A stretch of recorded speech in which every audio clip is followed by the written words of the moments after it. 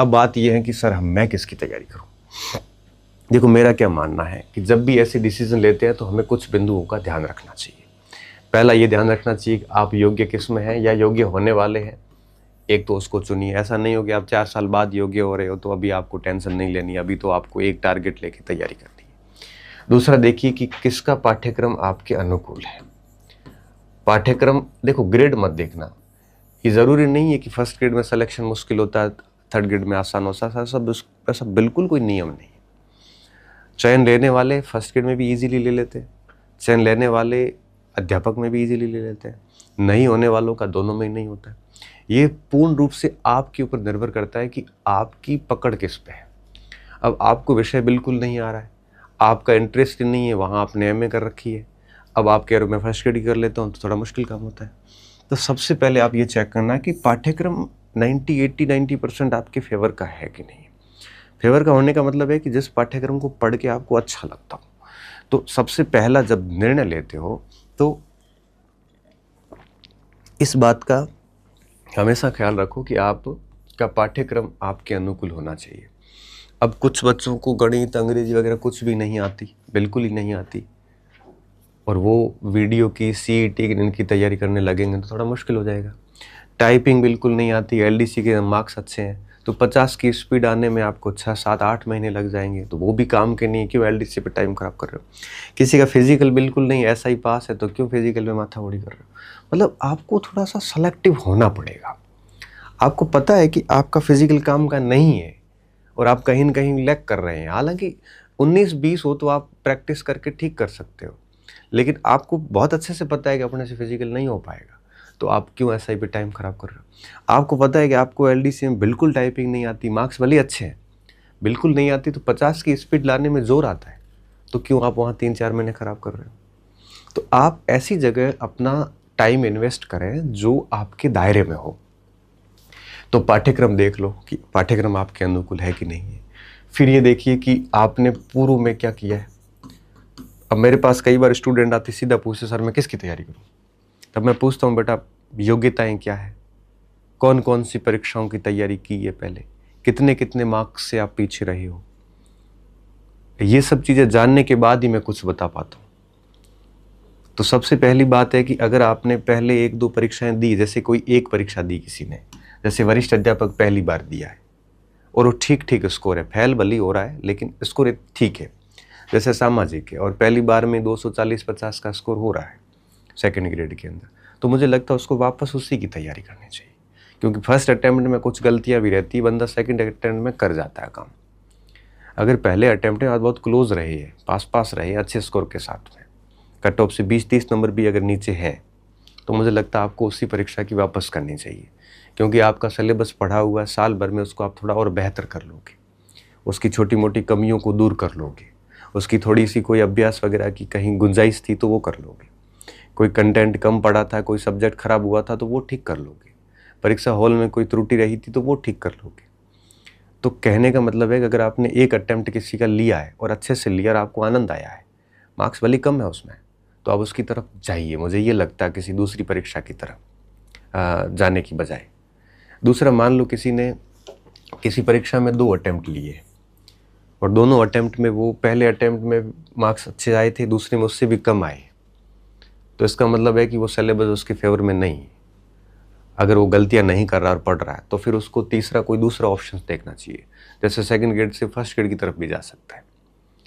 अगर किसी ने 3 अटेम्प्ट ले लिए और तीनों में उसका अता पता नहीं है, या तो स्कोर लगातार कम हो रहा है, डबल में भी नहीं हो रहा है, तो मुझे लगता है कि एक परीक्षा को 3-3 बार देना फिर ठीक नहीं होता। रीज़न क्या है, पहली बार सिलेबस व्यक्ति बड़े उत्साह से पढ़ता है, दूसरी बार थोड़ा सा कम उत्साह होता है लेकिन जोश होता है, थोड़ा सा व्यक्ति के अंदर एक भावना होती है कि नहीं मुझे करना ही है, तो बहुत ही तरीके से काम करता है। सेकंड अटेम्प्ट सबसे स्ट्रॉन्ग अटेम्प्ट माना जाता है, और इसमें भी नहीं हुआ तो थर्ड अटेम्प्ट में वो पाठ्यक्रम पढ़ा भी नहीं जाता, मन भी नहीं होता, उत्साह नहीं होता। उसी पाठ्यक्रम को तीसरी बार पढ़ना बहुत मुश्किल हो जाता है। तो ऐसी स्थिति में वो फिर न उस परीक्षा को पास कर पाता है और न आगे दूसरी तैयारी कर पाता है। तो मुझे लगता है कि जब ऐसी कंडीशन आ गई कि आपने 3 अटेम्प्ट ले लिए हैं फिर भी नहीं हुआ है, तो मुझे लगता है कि आपको टारगेट चेंज करना चाहिए। आप टाइम ख़राब कर रहे हैं, आपके वो सिलेबस अब पढ़ा नहीं जाएगा। इसलिए आपको चेंज करना चाहिए, आप फर्स्ट ग्रेड की तरफ चले जाइए। चेंज हमेशा मुझे लगता है अपर की ओर हो तो ज़्यादा बढ़िया रहता है। अध्यापक में नहीं हो रहा तो सेकंड ग्रेड की तरफ बढ़ चलो, सेकंड ग्रेड में नहीं हो रहा है तो फर्स्ट ग्रेड की तरफ बढ़ चलो 2-3 बार। हाँ, ये बात ज़रूर है, तैयारी करने के बाद अगर नहीं हो रहा तो ऐसा नहीं होगा आप पढ़ ही नहीं रहे हो। पढ़ोगे नहीं तो फिर किसी में नहीं होगा, सीधी सीधी बात है। अगर आप हाँ अच्छे से मेहनत कर रहे हो, उसके बाद में भी आप लैग कर रहे हो कहीं, तो मुझे लगता है वो सिलेबस आपके फेवर में नहीं है। अब एक कल मेरे पास एक विद्यार्थी आया, बोले सर मैंने अध्यापक की बहुत अच्छे से तैयारी करी और 2 बार करी, मेरा सिलेक्शन नहीं हुआ, अब मुझे क्या करना चाहिए? मेरे पास L1 का भी ऑप्शन जिंदा है। मैंने सीधी ये एक बात कही, मैंने कहा बेटा देख, अब तूने 2-3 बार अच्छे से पढ़ लिया, अब वो सिलेबस ऐसा है जिसको आप है वो 1-2 महीने में अच्छे से रिवीजन कर सकते हो। तो क्या हाँ मैं कर सकता हूँ सर। अब वो 1-2 महीने में 2-3 महीने का सिलेबस है, उसके लिए आप 1 साल भर क्यों बिगाड़ रहे हो आगे का? क्योंकि परीक्षा को तो साल भर बाद में होगी। तो मुझे लगता है आपको फर्स्ट ग्रेड या किसी और की प्रिपरेशन शुरू कर देनी चाहिए अगर आप एलिजिबल हो तो। आप फर्स्ट ग्रेड की करिए, बढ़िया ढंग से करिए। पहले फर्स्ट ग्रेड का मान लो एग्जाम हो जाता है तो उसके बाद 3-4 महीने मिलेंगे, उस समय आप L1 दे देना, क्योंकि मोटा मोटा सिलेबस नज़दीक होता है। ऐसा होता ही नहीं है कि बिल्कुल सबके सब अलग है। अब जैसे किसी की हिंदी है, फर्स्ट ग्रेड की तैयारी करिए तो मोटा मोटा सेकंड ग्रेड में भी वो काफ़ी कुछ चीज़ें कर लेता है, और अध्यापक में केवल ग्रामर ही पढ़नी पड़ती है, तो वो सारा ही एक साथ कवर हो जाता है। यही बात मैथ के साथ, यही बात साइंस के साथ, यही बात संस्कृत के साथ। थोड़ा SST में अलग रहता है। SST का विद्यार्थी सेकंड ग्रेड की कर रहा है तो L2 साथ में कर सकता है, लेकिन फर्स्ट ग्रेड के लिए दिक्कत आती है। तो इस तरह से आपको थोड़ा सा समझदार बनना पड़ेगा कि आप ऐसी परीक्षा चुन सकते हो जिसकी रेंज में 1-2 एग्ज़ाम्स हो, उन एग्ज़ाम्स के लिए आप तैयारी कर सकते हो। जैसे मैंने सामाजिक सेकंड ग्रेड का, मेरे को L2 SST करना है, तो मैं सामाजिक सेकंड ग्रेड चुनूंगा। क्यों? क्योंकि SST अगर सेकंड ग्रेड करूंगा तो L2 पूरा मेरे दायरे में आ जाएगा, तो इन दोनों पे मैं ढंग से लग जाऊंगा। अगर मैं इतिहास कर रहा हूँ फर्स्ट ग्रेड, तो मैं सिर्फ फर्स्ट ग्रेड इतिहास ही करूँगा, फिर मैं ना SST करूँगा ना वो करूँगा, क्योंकि मुझे पता है उसमें मेरा इजीली हो जाएगा, मेहनत करूँगा तो।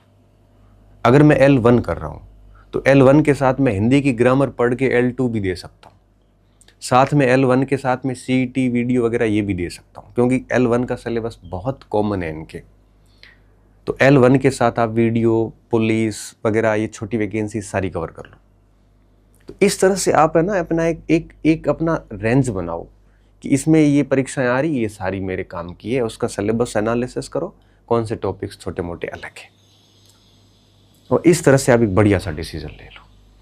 अगर मैं फर्स्ट ग्रेड की मैंने दी, मैं फर्स्ट ग्रेड में कुछ मार्क्स वगैरह से फेल हो गया, या फर्स्ट ग्रेड मैंने 2-3 बार दे दी है, अच्छे से दे दी है, तो मुझे लगता है वापस फर्स्ट ग्रेड की करनी चाहिए। क्योंकि मेरा एक स्ट्रॉन्ग एक इंट्यूशंस रहते हैं कि एक वाइब्स रहती है कि व्यक्ति को अगर विकल्प अप करना, ग्रेड चेंज करना, तो अप होना चाहिए। फर्स्ट ग्रेड के आप सेकंड ग्रेड पे आते हो तो मुझे थोड़ा ठीक सा नहीं लगता, सेकंड से आप थर्ड पे जाते हो तो थोड़ा ठीक सा नहीं लगता, थर्ड से सेकंड जाइए और ज़्यादा ताकत से तैयारी होती है, सेकंड से फर्स्ट पे जाते हो तो और ज़्यादा व्यक्ति सीरियस होकर प्रिपरेशन करता है। इसलिए आप थोड़ा सा इन चीज़ों को कंसिडर करते हुए आप डिसीजन लेना। किसी को पूछ के डिसीजन मत लेना, कौन क्या कर रहा है हमें कोई मतलब नहीं है। किसी की बातों में आके डिसीजन मत लेना, पद देख के डिसीजन मत लेना, योग्यता देख के, अपनी योग्यता देख के डिसीजन लेना कि मैं किस चीज़ को कर सकता, अपनी रुचि के अनुसार डिसीजन लेना।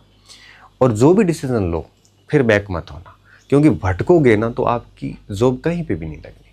आप कभी फर्स्ट ग्रेड कर रहे हो, कभी EURO कर रहे हो। अच्छा, EURO में भी एक भटकाव है।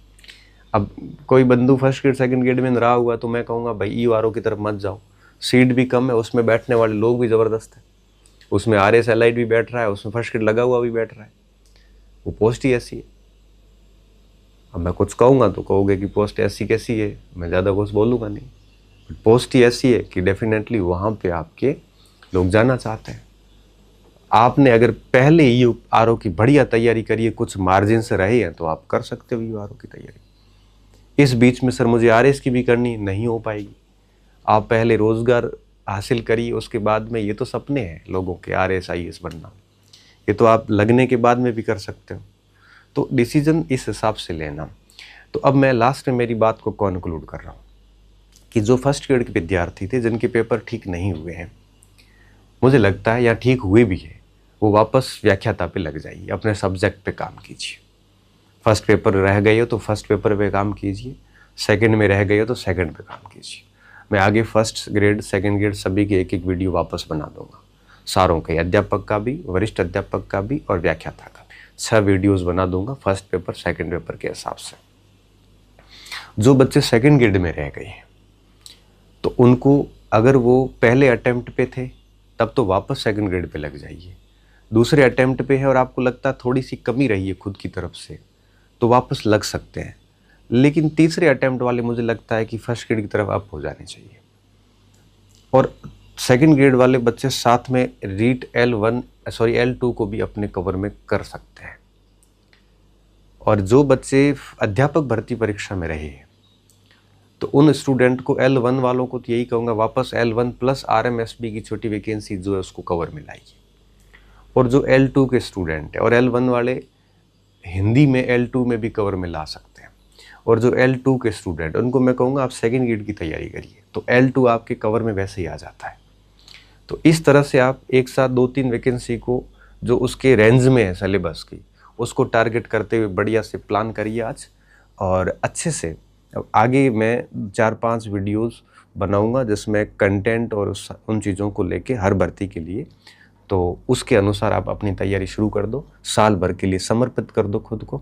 जो जो कुछ हमारे में प्रॉब्लम्स रही है, कुछ कमियां रही हैं, उन चीज़ों को ठीक करो और साल भर एक बार और अच्छे से दे दो। फिर भी अगर नई चीज़ें होती हैं तब आगे की बात आगे सोचेंगे। तो साल भर का समय है, बढ़िया समय है, अच्छी वैकेंसीज आएगी, अच्छा डिसीजन लीजिए। जो बातें हो चुकी हैं उस बातों को हम बदल नहीं सकते, लेकिन आगे के समय को हम अच्छे से यूटिलाइज करके और नेक्स्ट परिणाम को हम पॉजिटिव वे में कन्वर्ट कर सकते हैं। कोई लेट नहीं हुआ है। आपको लग रहा है कि 26 के पेपर खराब हो गए तो 27-28 कोई लेट नहीं है, एक कल आ जाएंगे। ये सारा समय बहुत जल्दी बीतता है, तो उसको सोच के आपको ऐसा नहीं सोचना है बुढ़ा हो रहा हूँ, लेट हो रहा हूँ।